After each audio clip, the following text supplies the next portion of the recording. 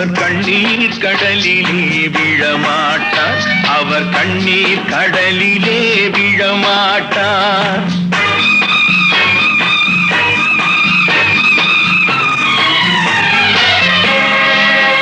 நான் ஆணையிட்டால் அது நடந்து விட்டால் இங்கு ஏழைகள் வேதனை படமாட்டார்.